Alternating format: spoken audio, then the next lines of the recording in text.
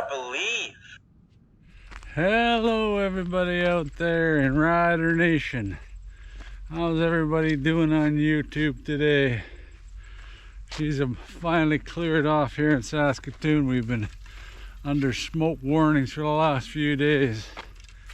I was glad they got the game off down in Regina. I think they played here, they wouldn't have been playing. It was pretty smoky. But as you can see, we're in the green. We got a big victory on Labor Day. Unreal. We taught them Bombers a lesson in overtime. Yeah, it took overtime, folks, overtime. Yeah, it was really a classic game. A real barn burner right to the end. Yeah. And then you read on all the social media, all they talk about is negative stuff. Come on, folks. We just won the Labor Day Classic. And we're gonna beat them in the Banjo Bowl too. You know, about a lot of negative talk about Pete Robertson, 45. And they say throw him out of the league, suspend him for 2 games. They should have been pulled and all the rest. My God, it's nothing even compared to what Marino did. The only thing Marino did wrong too was celebrate leaving the stadium. Did you see Pete celebrating about it? No, he took out yappy little Carleras, yapping away. And he goes over and headbutts him. I don't agree with the headbutt one bit. But Carleras, you know, he didn't hit him that hard that he dies like he'd been hit with a high-powered rifle. He goes down like he's been killed. And unbelievable, he's such a bloody grandstander. He did the same thing with Marino. Marino barely touched him after one play there, and he goes down. Everybody, oh, dirty player. He hardly touched him the one time. You know, and then everybody's on Marino's case. You know, how Marino gets in the conversation over this one is ridiculous. Yeah. I don't agree with what Pete did, but people saying they should be gone and longer, and even Rider fans. Come on, Rider fans, who are they going to replace him with? He's one of our main guys in the front 4, and we need him bad. We're going to miss him for this next game. We're going to be playing that, probably that young Canadian a lot more, which he's been playing not too bad, but he's no Pete Robertson. You know, we need him bad. What he did is he's getting his suspension, enough, move on. You know, what people focus on is the wrong thing. We won the bloody game. And Dalagala, you know, the guy I picked right from the beginning at training camp, I liked him as the best one there, and it's proven out that he is the best backup we got. He's got 2 wins. And then there's still the odd ball that says, well, when Fine's he should be getting the start. Give your head a shake. You know, Dickinson wouldn't even have considered. If he does, he's a real buffoon. You know, Dalagala, everybody seems to like him. I, be honest, I thought he was crap for the first third of the game. He was terrible. You know, his long throws weren't even close. I can't stand that when they throw. Oh, Ryder, he's gotten himself a squirrel over there. Oh yeah, Ryder, you got him. Way to go, Ryder. You're a good hunter today. Yeah, he's going, Ryder. You can't pull the tree down. Anyway, what was it? Oh, Dalagala. He was terrible. And the running game. You know, I don't know how many times we've lost yards running. I think we must lead the league in yard caught behind the line of scrimmage running. But saying that, Jeffrey stuck with the running game, and guess what? It started to open up, folks. He opened up, he stuck with it. Kudos to him. Like a lot of people They hate, well, why do I run the, I'm the same way, why run it? You got to block better and have a different scheme. And they did. They ended up busting them loose, got them on a receiving one, and Morrow was really valuable. Dolegala, but the last 2/3 of the game, kudos to him, and kudos to the front line. They've been giving him enough time. He stands just right in the right pocket there, and they protect him really good. You know, the front line really did good. And we even had our tackle go down and injured, and Furland, he had to move out the other outside. You know, like we ended up having to put in our backup offensive player, and they still held their own. I thought we were dust after that. I figured, oh no, Winnipeg's gonna eat us up. But guess what? They hung in there. You know, they hung in there. And they had a quarterback that hung in there. You know, Dolegala has got those swing passes out to the flats. He's got them patented. He's throwing those really nice DBs. Are trying to cut it off to get the interception. The one, we got big yardage because of that. But he flips that ball out so fast out there, they can't get out there. And he hits them just perfect. Those are really impressive passes. It was just those deep balls early that pissed me off. You know, like I hate when they're throwing, there's no one even can catch it at all. You know, so what, it's not an interception, but it's still no chance of us getting it either. And the only other thing in that game that really pissed me off was the pass interference call on us late in the game there. You know, that was a big play. That was, we were shut them down. We were going to get the ball back. Guess what? They get pass interference and they go down to score. And then same thing happens. It's just like about like a clone play. Winnipeg guy has his arm around our guy's hip, and he's the same thing around shake and bake, I think it was. I'll try to put those plays up. Look them up and I'll show you. They're just like about like clone plays. Here's the first of those two pass interference calls that are just about identical, in my opinion anyway. Lawler's going down the field there. They're 2nd and 20 late in the third here. And look, Lawler gets up complaining. There wasn't even a flag thrown until he got up and threw his hands in the air. Throws his hands in the air, ref throws a flag. I could be pissed off. They're pissed off on the sidelines too. Like, I don't blame Dickinson for not wanting to challenge this, because these close calls, they don't challenge them. But they've got to let these DBs play. You know, like, he does not alter Lawler's line. And you'll see in the Saskatchewan, the Winnipeg one, he does the exact same thing to shake and bake, but not the same call. Crap.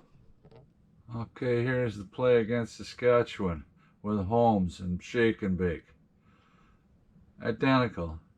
Just watch this replay and you can see Holmes has his hand exactly the same way that Amari Henderson had it around the Winnipeg guy. He comes out and he stops shake and bake from jumping in the air. Exactly the same situation. But guess what? They don't call it on the field. So now you need to have really good evidence that it's not. Here it comes. Look, his arm's right around his shoulder, his hip, so he can't go up. He's got his arm basically right around him. He's got a hold of him. And it was early. But guess what? I'm yelling, Dickinson, you got to challenge this. He challenges it, and no call. All I ask the CFL is be more consistent.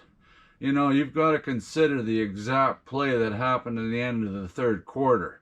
And this is exactly what happened. But at least Shake and Bake didn't get up and shaking his hands in the air. If he'd have been doing that, then they probably would have thrown a flag. But You know, you gotta, come on, CFL, you gotta be better than that. Look, he's got his hand right around him, and the other one comes in early. It's baloney, all I can say. It's pure baloney. You know, look, he's got his arm right around him already, and the ball's not even there. End of story. And guess what? The old red, black and whites on the zebras on the field don't call it. You know, that's horse shit. So I was even yelled, Dickie, you gotta to challenge that. You know, they just seen the same play and they called it pass interference. And guess what? Challenge it? No. Field ruling on the field stands. Ah, bloody bullshit.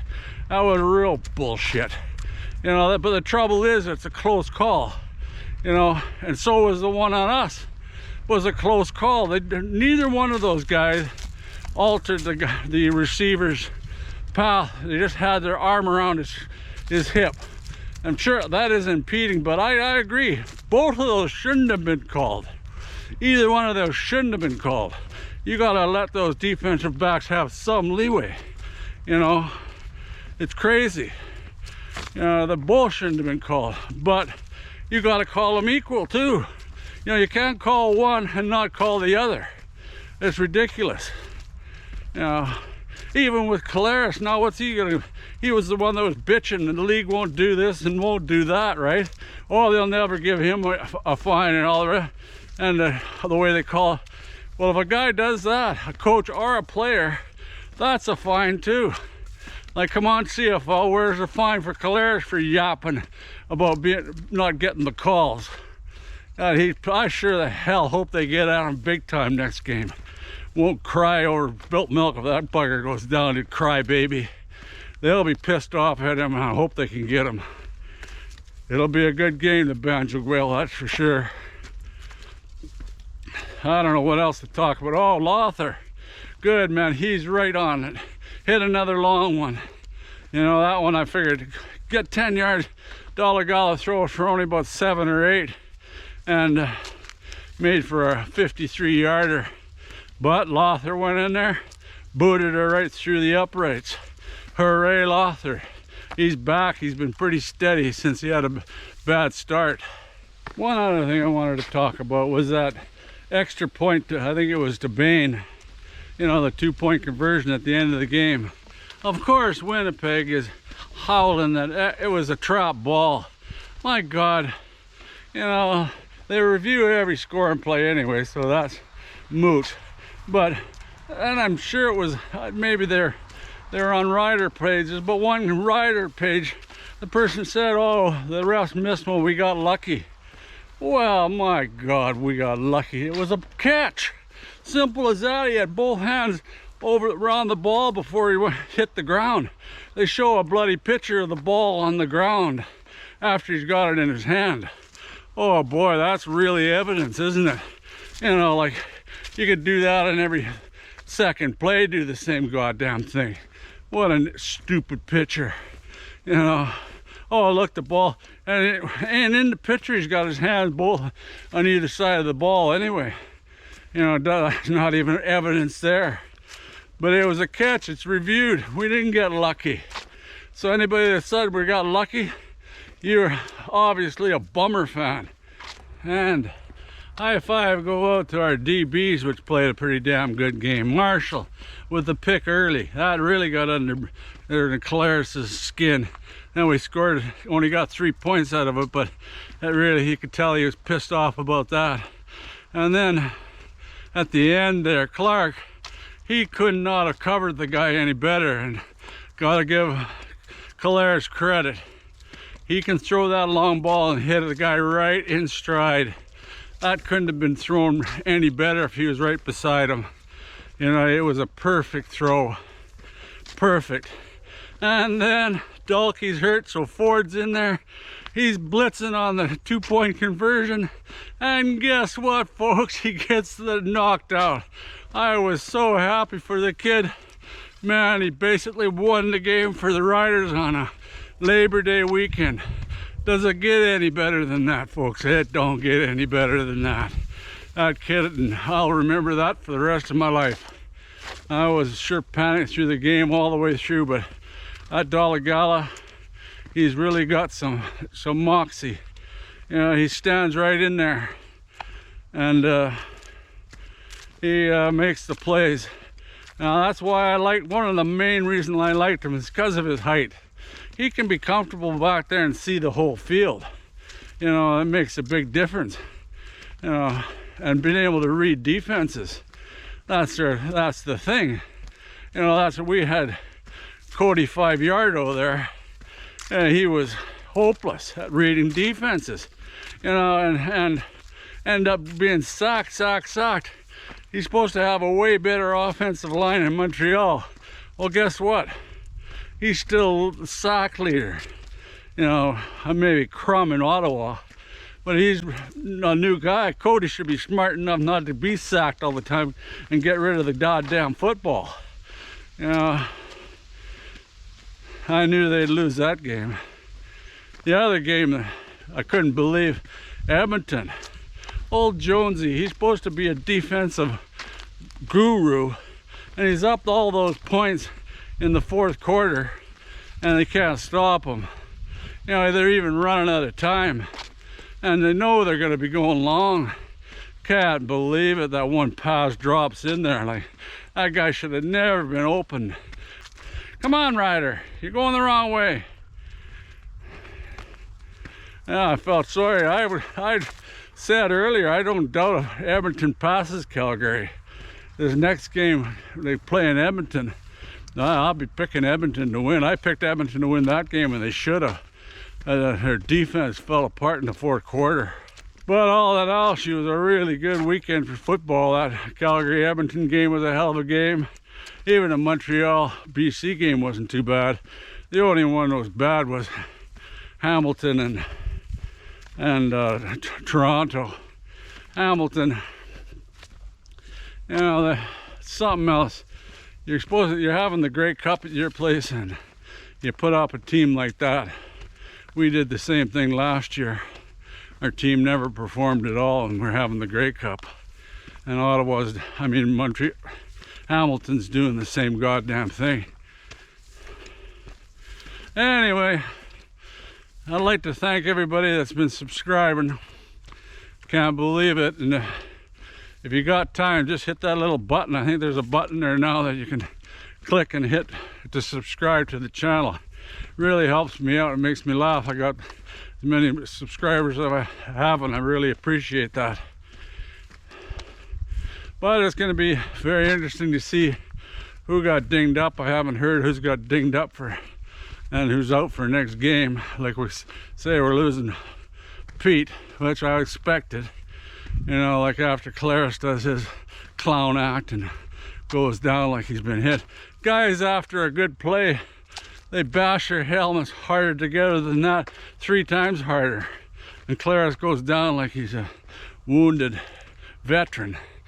Yeah, he's such a drama queen. Unbelievable. Yeah.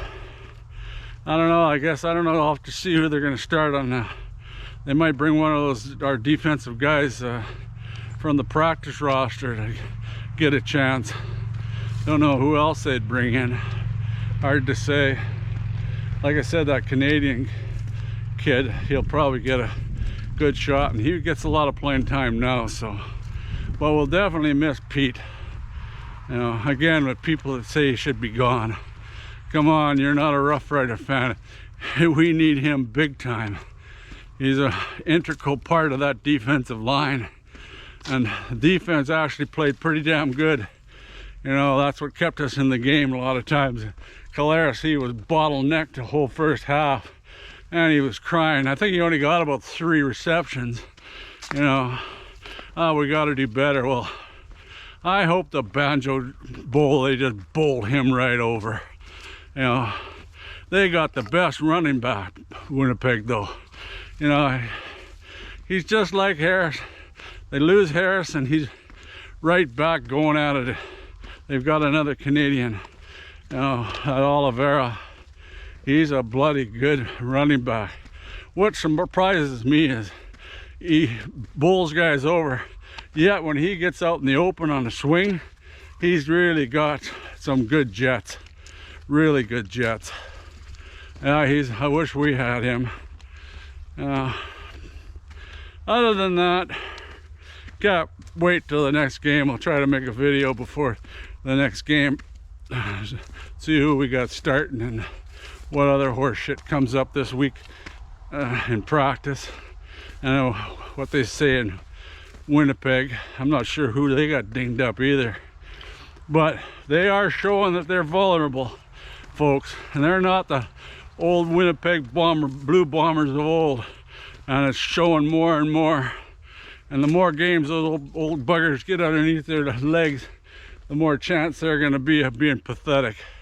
And I hope the hell they're really pathetic next game.